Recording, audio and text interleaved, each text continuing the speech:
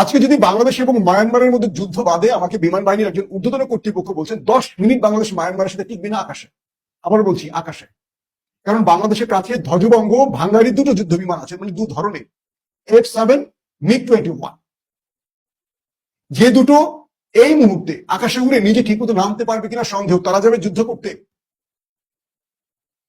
এখন প্রশ্ন করেন নিজেকে, 54 বছর এই বাংলাদেশকে আমাদের রাজনীতিকরা কি উপহার দিয়েছে? 54 বছর ধরে এই দেশে আমাদের রাজনীতিবিদরা আমাদের একটা জিনিস উপহার দিয়েছেন, তার নাম চেতনা।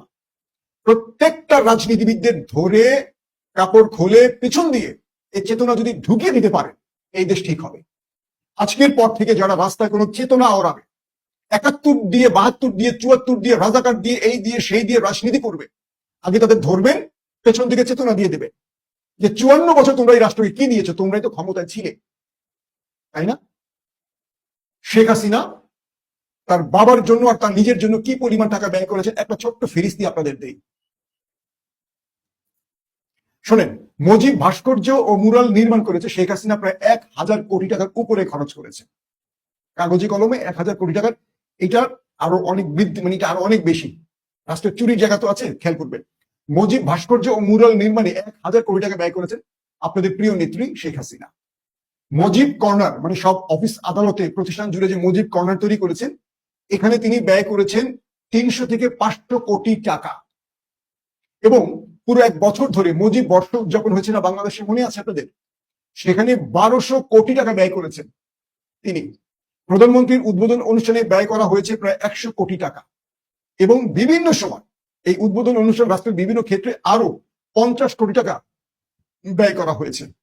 সরকারি কর্মকর্তা মন্ত্রীদের বিদেশ সফর বছরে 500 কোটি টাকা ব্যয় করা হয়েছে। ওই যে মন্ত্রীরা বিদেশে গেছে না, খিচুড়ি রান্নার প্রশিক্ষণ, ঘাস চাষের প্রশিক্ষণ, এদের জন্য 500 কোটি টাকা ব্যয় করা হয়েছে। এবং বালিশ কেলেঙ্কারি থেকে শুরু করে বিভিন্ন, মনে আছে আপনাদের, 200 টাকার বালিশ কিনেছে তারা কয়েক লক্ষ টাকা দিয়ে, এগুলো করে তারা আরো 50 কোটি টাকা লোপাট করেছে। রূপপুর পারমাণবিক প্রকল্পে লুট করা হয়েছে 11,000। দেখেন এই সংখ্যাটা কত বড়, যে আমার বলতে সময় লাগতেছে। 1,13,000 কোটি টাকা। আমি গুনে বলতে হয়েছে, বুঝতে পারছেন? আমি প্রথমে একটু কম বলতে চেয়েছিলাম, আমি ধরে নিতে পারি নাই, যেটাকে তথ্য পেয়েছি। যদি ভুল হয় আপনারা আমাকে দিবেন, আমি যেটা নেট থেকে সংগ্রহ করেছি কিছু সূত্র থেকে। রূপপুর পারমাণবিক প্রকল্পে লুট হয়েছে 1,13,000 কোটি টাকা। দলীয় নামকরণ, সড়ক, স্কুল, ভবন, বিভিন্ন স্থাপনায় 100 কোটি টাকা ব্যয় করা হয়েছে। এবং প্রয়োজনীয় এই যে আমাদের মন্ত্রী এমপিরা, বিভিন্ন উপদেষ্টা হাবিজাবি তাদের সহকারী নিয়োগ দিয়েছেন, তাদের পিছনে ব্যয় করেছেন 100 কোটি টাকা। এটি কিন্তু পুরো 16 বছরের হিসাব বলছি না, একটা সেশনের হিসাব বলছি। এবং বিভিন্ন সময় প্রভাবশালী দুর্বৃত্তদের ঋণ মাফ, পুনর্তফসিল, বছরে 5,000 কোটি টাকা লুট হয়েছে। এখন আপনারা একটা জিনিস চিন্তা করেন, এই দেশের রাজনীতিবিদরা রাজনীতি করেন কেন? মুজিবের এই মুরাল তৈরি, বর্ষপূর্তি পালন, যা হয়েছে শেখ হাসিনার আমলে, এই রাষ্ট্রের কোন কাজে লেগেছে? দরিদ্র রাষ্ট্র, যে দেশের মানুষ 3 বেলা খেতে পারে না, সেই দেশের মানুষের এই টাকাগুলো দিয়ে কি করেছে শেখ হাসিনা? আসেন, শেখ হাসিনার আমলে সেনা প্রধান কারা কারা ছিলেন, বিমান বাহিনীর প্রধান কারা কারা ছিলেন, নৌবাহিনীর প্রধান কারা কারা ছিলেন, তাদের নাম ধরে জিজ্ঞেস করেন।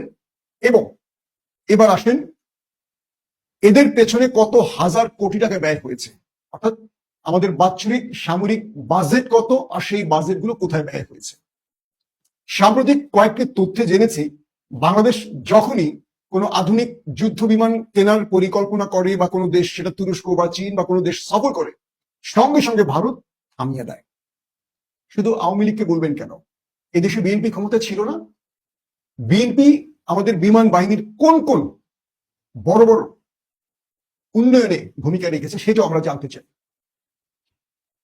প্রশ্ন হলো, যে সামরিক বাজেট তৈরি হয়, এই বাজেটের টাকাগুলো কোথায় যায়? কারণ আমাদের সেনা অফিসাররা তো তারা কন্ট্রাক্টর, তারা এখন রিয়েল এস্টেটের ব্যবসা করছে।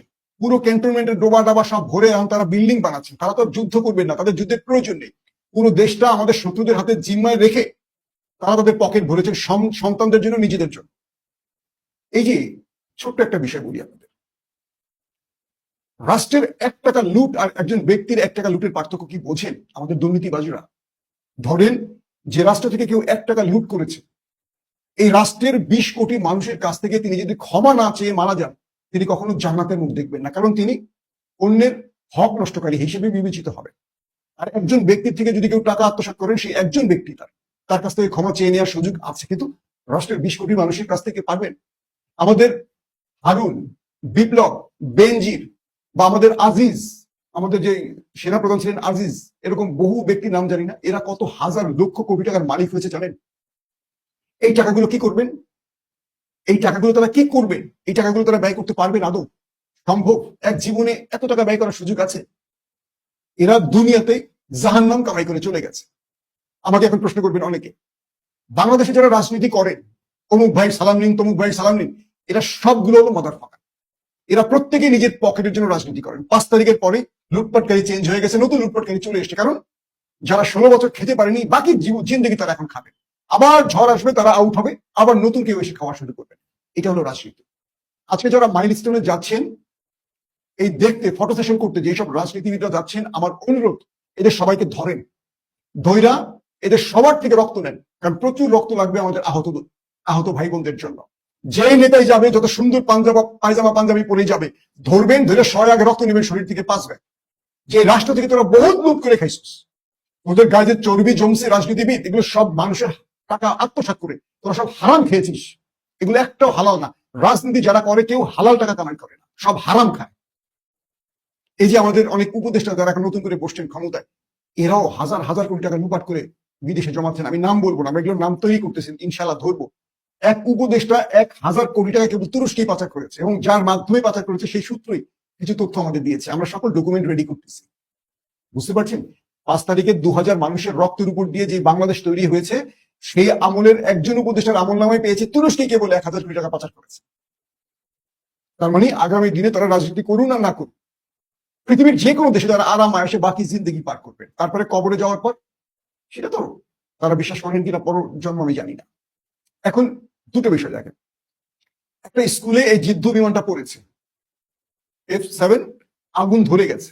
বাচ্চাগুলো এমন জায়গায় বিমানটা পড়েছে যেখান থেকে বাচ্চাগুলো আর বের হতে পারেনি, কারণ চারদিকে আগুন ধরে গেছে। বাচ্চাগুলো তিল তিল করে আগুনে পুড়ে মরেছে। কি ভয়াবহ! যে বাবা মার সন্তানেরা, তাদের একবার চিন্তা করেন, কাউকে চেনা যাচ্ছে না, কয়লা হয়ে গেছে দিব্যি। যেভাবে স্কুলে বসেছিল বেঞ্চে, ওভাবেই পুড়ে শেষ হয়ে গেছে।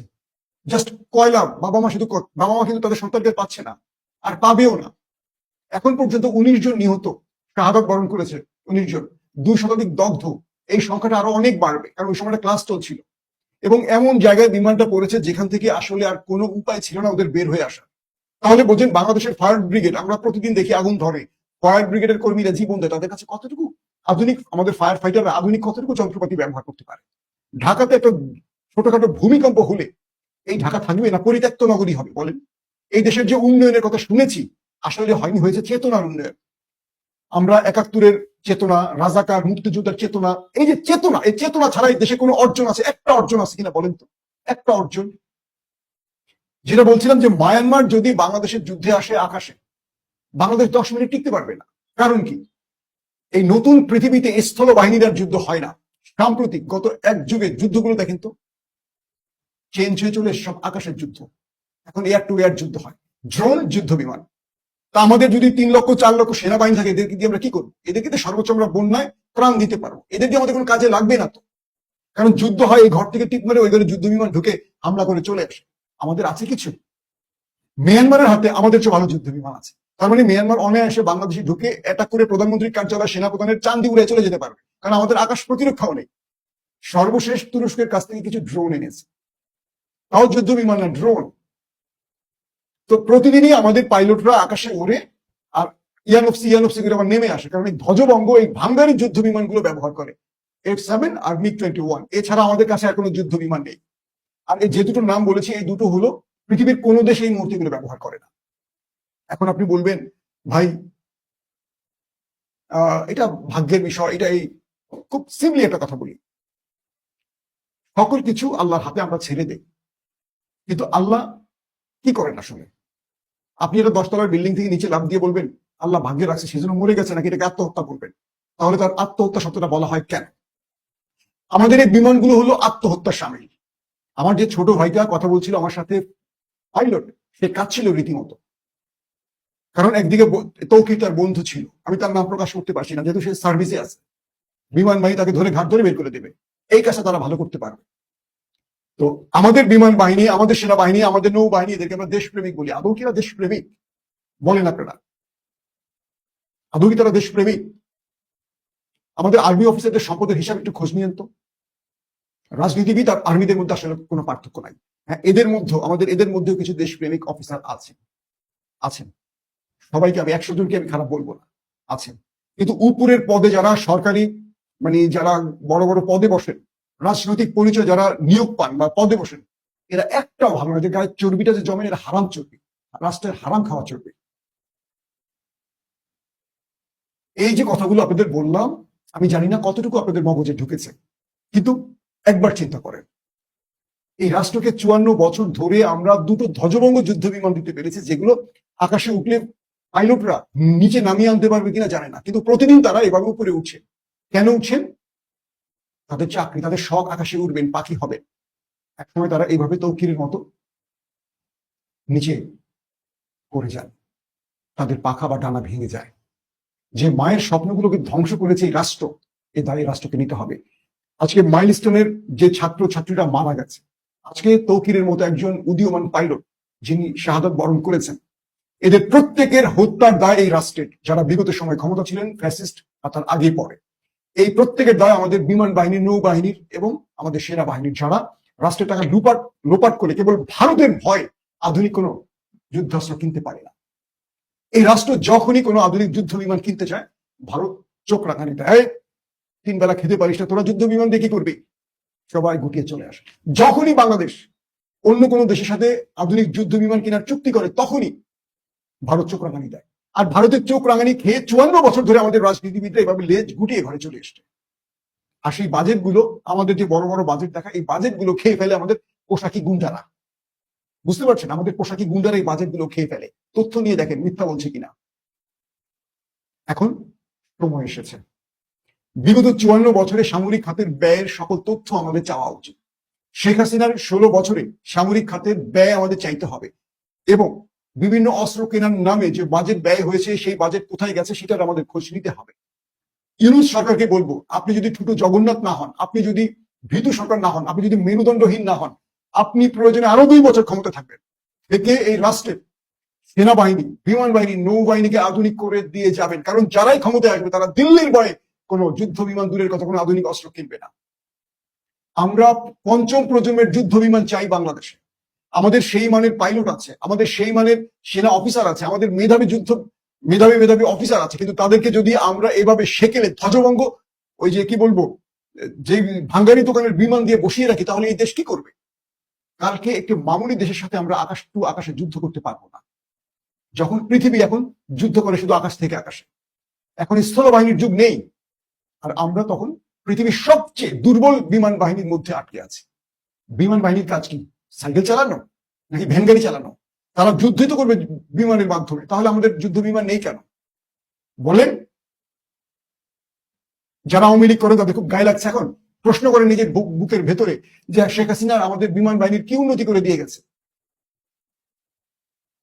আমরা সবসময় ওই বড় রাষ্ট্রটির আতঙ্কে থাকবো, সেই জন্য স্বাধীন হয়েছি। তাহলে পাকিস্তান থেকে স্বাধীন হলেন কেন?